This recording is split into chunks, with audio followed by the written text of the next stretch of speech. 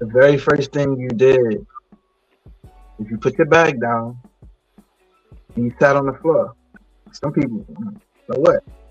Only a certain kind of woman will sit on the floor.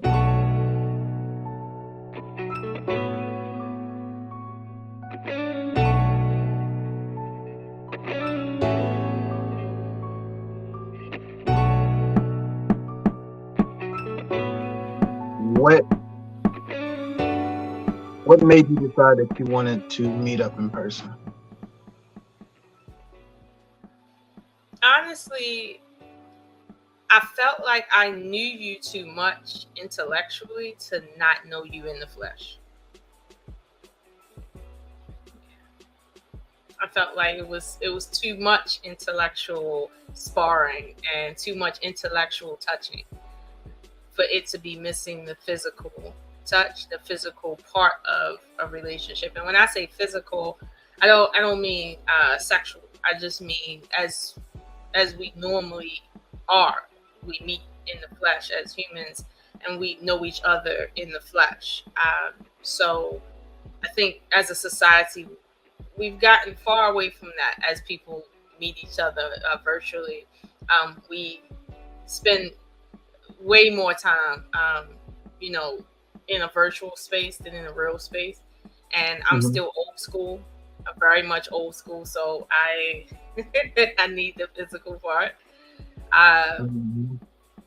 but I definitely had a craving even for just that physical interaction in person. So that's what really was driving me to meet up with you as early as I had planned on meeting up with you.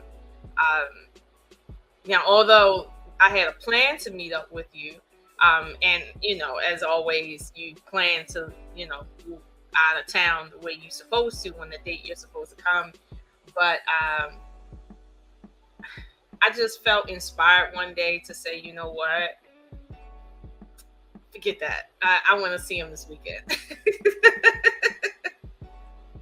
So, so that was the curveball that I was gonna throw you because And, I know we had a lot of plans and things that we discussed, the time frame that we were going to link up, and then one of these days you were like,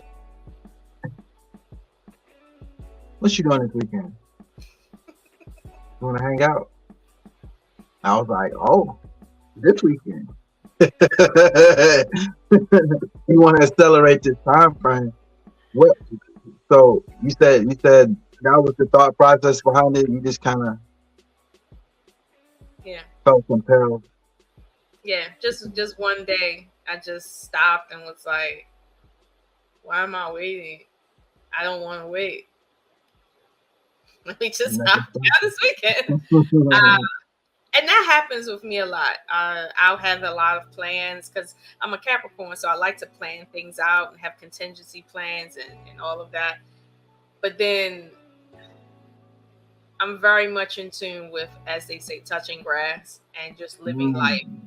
and following the flow of life. So when I got that, when I got that intuitive feeling, I just felt okay to go with it and said, I have no reason to not do it. So let me live my life.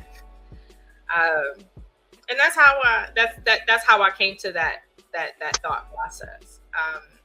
And I know that it probably was met with a bit of surprise because you you might not have been ready. Uh, but I guess I just wanted to make it work however it would work. Yeah. I'll say this: I like the spontaneity. I do. I am not a fan of surprises, but I do like originality. I do like to go off script and go with the feeling. So um, it tapped into my adventurous side, which can be a little unsettling at times, but still exciting. And of course, I would wanted to accelerate, you know, that process. But when it's the first meeting, you kind of want everything to be right. Mm. So you never get a second chance to make a first impression. So I was very concerned um about making a good first impression. So I kind of wanted to cross my T's and dot my I's, and that goes along with my sign, which is I need perfection. I need to make sure, and kind of pushed me off of that. But I'm glad you did. So I think that might speak to our compatibility, is because we're different, but in the places we're the same or similar, those are the places we need to be. But in the differences that we have, or the nuances of our experiences, or who we are, we mesh in those other areas, because I may be strong in some areas and you're stronger in other areas, and that contrast is just very much so complementary, because sometimes I need a push. Sometimes I overthink things. You know what I mean? And maybe I'll slow you down a little bit when you need it. What was you thinking when you got on the plane? What was I thinking when I got on the plane? Oh man,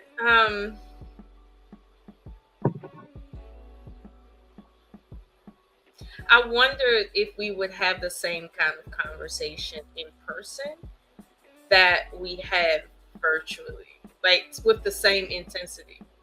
Mm, I wondered that. Um, yeah, I just wondered. I didn't have any feelings towards it to say, "Hey, I don't think so," or "I think we will." I was, for all intents and purposes, walking in the dark with that. Because things are different when you're in person. You learn different things, and that's one of the points in our relationship that I found to be very endearing for me, because I just don't meet a lot of people that I can intellectually mesh well with, let alone spar with and feel inspired after the conversation and during the conversation. Like you, intellectually, if you give me a challenge, it's just gonna ramp me up. It ain't gonna ramp me down. Uh, I'm just gonna say, yeah, you want a challenge? Okay, fine, let's go. So, get out of that shit. know. But I really did wonder about it. But I felt like I was glad that I was trying to figure it out and not assuming it, you know, that's what it's going to be. And, living life on my own terms in a sense. So it did feel like that. Not that I was on some lifetime adventure, but I did feel that even though there was so much I didn't know, I still felt like I was living life on my terms. So I like that. Yeah. Okay, so I remember that you said when you were coming to pick me up that you were looking for me to be the way you're used to seeing me online like this, Right. and you didn't see that. And you can explain what you saw, but I want to say, uh, when you say that you were distracted for a second, right? Um, were you distracted because what you saw was something that you wasn't used to seeing, or was it just a normal, like, okay, I see something and I don't see it? Like, what was that? Okay. I'll just tell that part of the story, man. you can elaborate your question after I give the context. Hmm. So you arrived that morning. and I wanted to make sure I was on time. And I got there, and I'm like, okay. Um, you texted me and said you had touchdown. So I didn't know that you didn't have any baggage to claim. So I figured you'd be a little longer, but I wanted to pop out and just make sure that I didn't miss you. So I'm looking and I'm scanning the area. You say, yo, I'm scanning, and I'm like looking, and I don't see you. I'm like, I know she said she was short, or let's just use the word small, and I'm looking for this petite woman, and I'm scanning this crowd, and I don't see her. However, I do see this young lady in a hoodie. I was I'm like kind of cute, and then and I'm like, focus, wait, you're on a mission, and then I'm like, wait a minute, hey, that's her. I said, oh, that is her. So I'm like, okay, let me approach, but I wanted because I could see you scanning the crowd just the same as I was. So I was like, let me approach. I know she knows what I look like, but she may not recognize me immediately. And I know, you know, a little kung fu champion over here. I didn't want to approach in the wrong way and get karate chopped or judo flipped in front of the airport in front of everybody. So I wanted to make sure I approach nice and slow and you could see me coming. And when I saw you, I could see your brain doing the math calculations, but you recognized me, and when you did, I just saw you light up. And, we hugged, and you strong as fuck. I'm like, why is she so strong? Why is she so strong? You said I hugged you strongly? Huh? So, wait, I hugged you strongly? Yeah. Oh God. He gave me that. I ain't seen you in 25 years hug. I was like, hey, like somebody. She didn't give me that church hug, like, oh, hey. Nah, she gave me that hug. I was like, all right, that's dope. That's good. Let's go. And so we went. I think that the way I hugged you it was intentional. Uh, because if I have to church hug you, I wouldn't be on a flight down there. If we was to meet up where it was a mutual ground, like let's say, I don't know, in some other state, maybe. But if I'm coming to see you, like I really, as they say, fucks with you. So, when I hug people, I tend to try to hug people in a way that when I walk away, if I never see them again, I'm satisfied with that hug. And that came from an experience I had with one of my late aunts. My most fondest memory of her was one time I hadn't seen my grandmother and my family for some time, like maybe a year or so. And when I came back to my grandmother's house where they were, my aunt came outside and she turned around and she'd seen me. Her eyes got wide, and I walked up to her and she gave me a hug. And I just remember how that hug felt. And she well, she's my nickname. She said, "Oh my God, Tilly, you're here. I haven't seen you in so long." But I felt the love in that hug. And when I went to her funeral, I just could still feel that hug from her. So that was something that I took with me when she died. That, when you hug people, don't just hug people. Okay. You really mean it. So That's something that I've incorporated in my life just in general. Um, but I guess it would feel strong. I guess it would feel that way. But yeah, I did do that on purpose because I meant how I felt. That's good. That's good. I didn't know the reasoning behind it, but I could tell that's how you do. That's you. You know what I mean? There was an air of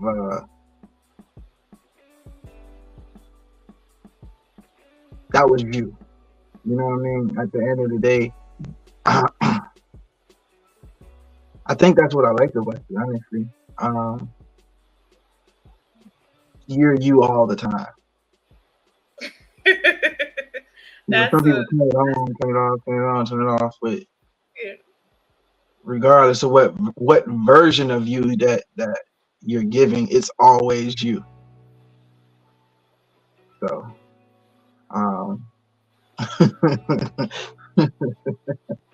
yeah, But that was gonna be my question, which is, were you actually as comfortable as you appeared to be?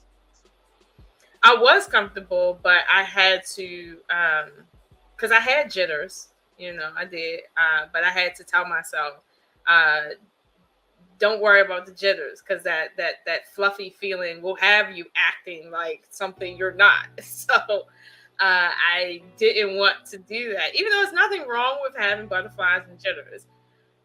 I just wanted to relax. I just wanted to chill and just be my, quirky self. What did you think about the first leg of our itinerary? Um,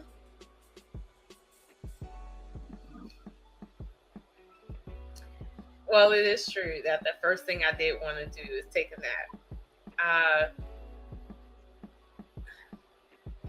I didn't feel like I couldn't tell you that, uh, and you were very accommodating. I did feel like to take a nap because we didn't have a whole lot of time was a waste of time, and I should have tried to push through it. But I felt like part of getting to know you is being comfortable around you in a way that most people are not comfortable. Like if I could sleep around you, I'm comfortable for real with you. I know that we had plans to like hang out and have fun and all of that, but you know if I can sleep around you, then I can sleep around you. I can't sleep around everybody. That's why I was tired because I couldn't sleep on the plane. Mhm. Can't sleep around everybody. That's real. That's real. But I did need it. That was so true. Um, but I did feel like I felt inwardly pressured to not waste a minute and just kind of always stay awake with you. And I just again made a decision to say, you know what, let me get some sleep and enjoy sleeping around him. Which is a different experience too. I don't believe I got a whole lot of sleep. It was a quick nap. Why you like that? Insider trading. I'm, okay. I did get a quick nap. And I do remember kind of like waking up a little bit and I seen you walking around the room, but I could tell you were trying to be quiet so that I wouldn't wake up. And I found it very sweet that you wanted to walk around your own spot and not make noise. um, but I yeah, that when it comes to that, that was something that I needed. Okay. Even though I felt like I was on a date, but I was asleep. You know, it's weird feeling, very weird, but I liked it. I'll say this. No, I come from my people that are big on hospitality. We treat people like a family. If you feel comfortable enough to bring somebody to your home, you treat them like their family. And if they don't respect your home, you show them where they came in at. But other than that, while they're there, you give them a full experience. And you know, I didn't want it to be like, oh, I'm telling you you can not, but now I'm sitting here anxious like I'm gonna watch you sleep or something along these lines. I wanted you to genuinely be comfortable. That's why I bought your own pillow, so you won't have any anxieties about what the situation was. And you've got your own room, so you could always go to a spot where it was no pressure, if you will, not even imagine.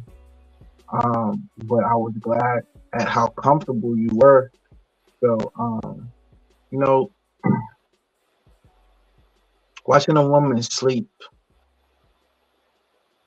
in particularly in your bed, um, there's a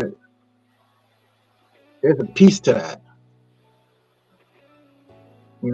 I could sit back and watch it like I'm watching sports. You know what I mean? Smoke a cigar to it. But and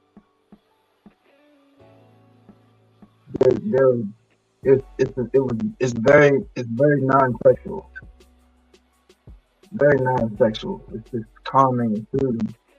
And I know you have, as you can see right here, you have your special accommodation. I'm glad they're gonna be here when you get back. But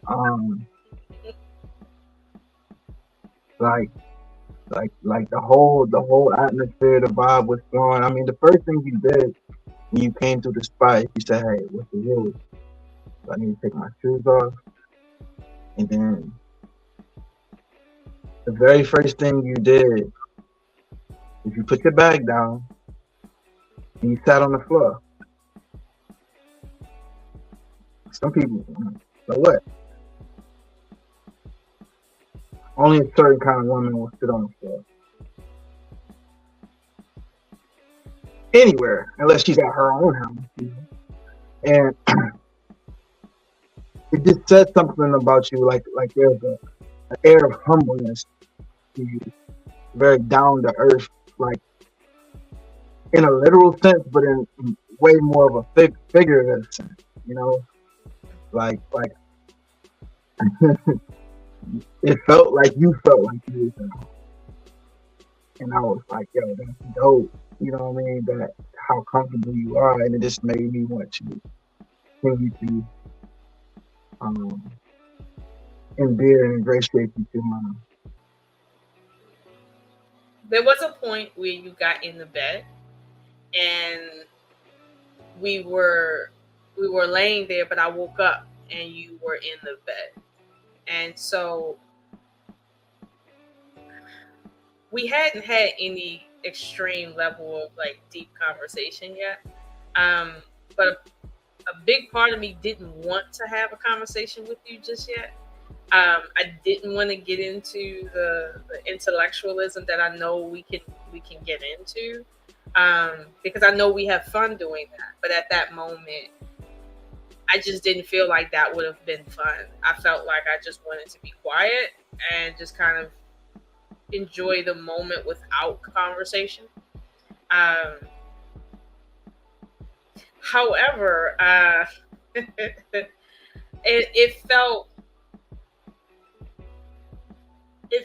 like I was pulling you into a whirlwind. I'm not even gonna lie, it did, because um, I laid on top of you in a way that only I lay on top of someone that I really do love like that. And like it was my first time, and I just felt comfortable to do that. And I listened to your heart, and I listened to your heart for a good while. And I think I fell in and out of consciousness, but I was listening to your heart, and I kind of feel like just that quietness is what sparked everything else. I just feel like that moment of silence maybe is what brought on everything after that, because it wasn't a matter of intellectualizing why I'm there and just a random conversation that we can get into. It was more so just allowing myself to feel and be in the moment, and with the challenge of no words. So that's how I felt laying there with you, because I woke up and you were there. I was like, how he get here? I didn't even wake up. But I'm a very light sleeper usually, but I was really tired. But that was something I specifically remember, because you don't listen to someone's heart every day, like literally, unless you're a doctor or something. But I am not a doctor. What do you do when you discuss that everything? You just are. And you just enjoy that person, the essence of who they are. There's something to be said about nonverbal communication, and to be in someone's presence even without speaking, the energy that comes off of that person. I think there's a very metaphysical thing happening, and I am no scientist, so I can't give you the ins and outs and the lies, but I know that there's something happening on many levels, spiritual, physical, and so on, when you're that close to someone, when you have skin to skin contact with someone. And in all honesty, you know, I enjoy that the most about interacting with someone, um, in an intimate setting where there's no conversation necessary. And intellectual masturbation, as some people have come to call it, um, it has its place. But I don't think this was the moment for that. I agree with you. I wasn't looking to have a sparring session out of the gate. I think we needed to build up to that. And so I'm kind of glad that it all worked out like that, and the timing that you came facilitated that. You know, it was all already written. It felt like a reading a storybook. You know, I wasn't necessarily orchestrating it; it was just happening. And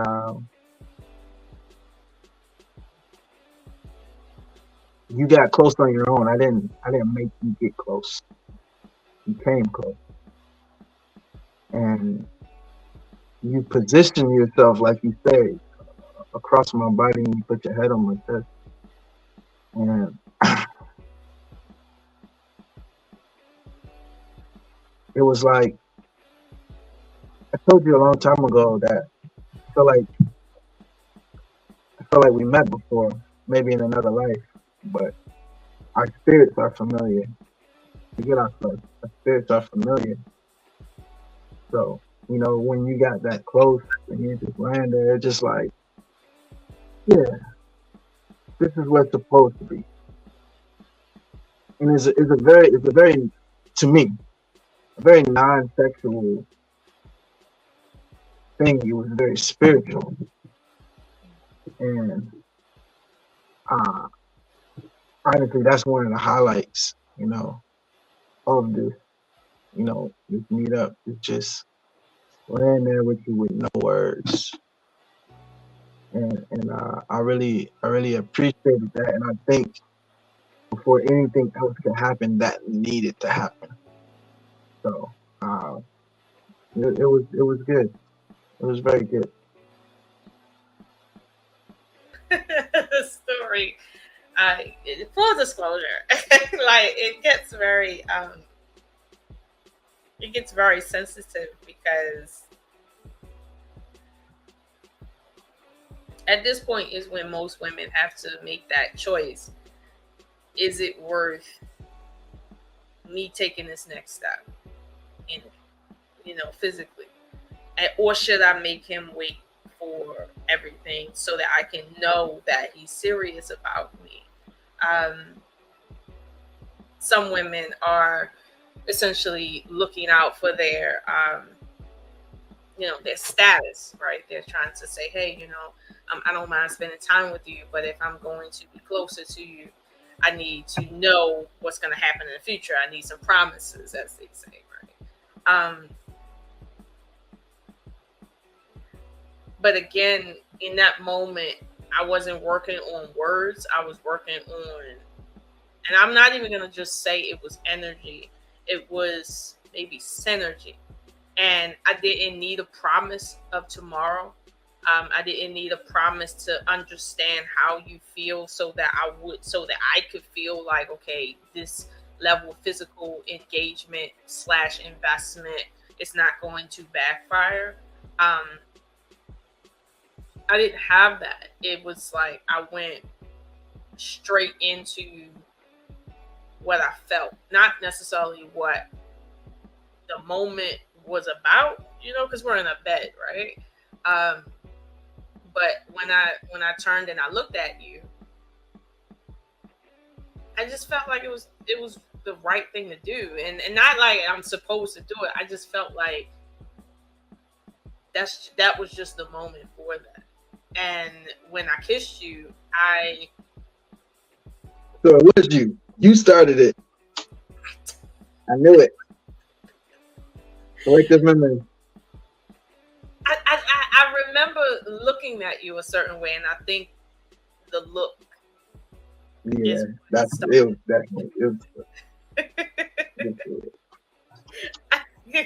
I think that's the culprit. Yeah, that's the lick on. That lick don't mean nothing else in any language. Yeah. And I just remember you looked back at me, and I could tell you were comfortable too. And at that moment, like, and I could tell you wasn't following my lead, but rather you had just said yes. That's all. Yeah. Now, if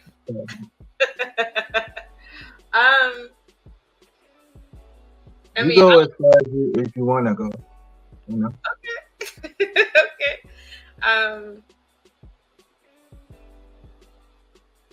At that moment, obviously, we were, engaged in a kiss, and I've never prided myself on being a good kisser. I've only prided myself on being in the moment, not necessarily being a good kisser. Because some people, their kisses are very adult, right? Or very salacious, right? If that's the right word. Like their kisses they have this roll of the tongue thing going on. They just got all the stuff. But at the end of the day, kissing them might not feel as deep as a kiss can feel, just because it can seem very, very highly sexual. I wasn't concerned with being sexual in the kiss. I just was concerned with being present in the kiss.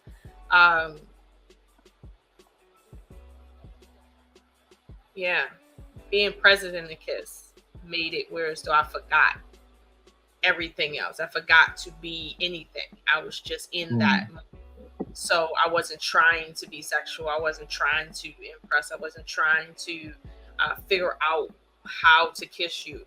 It was just a moment that was moving, and I was moving with it, and it wasn't something that I was like causing to happen. It was like a rolling out of reality. And that experience was something that I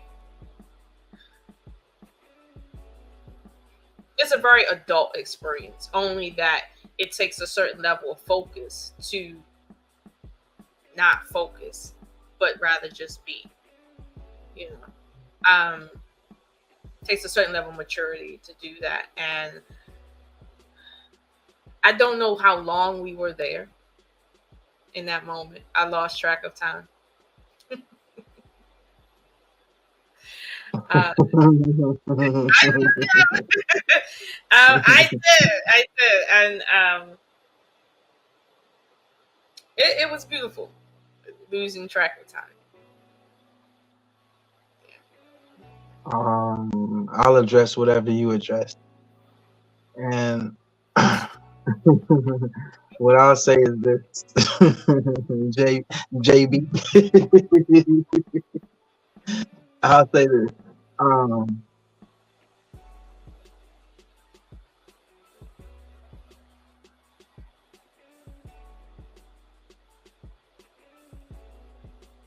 I won't kiss everybody.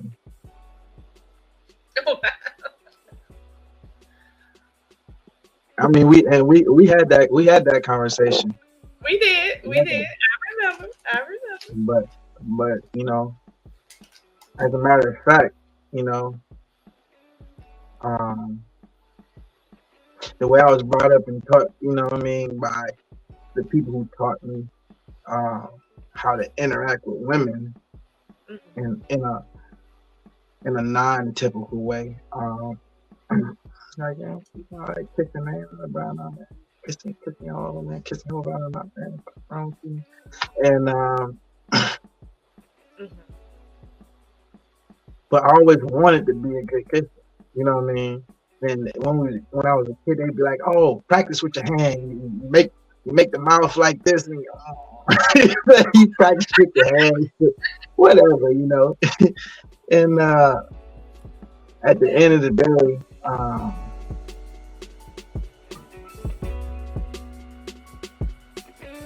everything about that day felt right. Everything, from the fact that you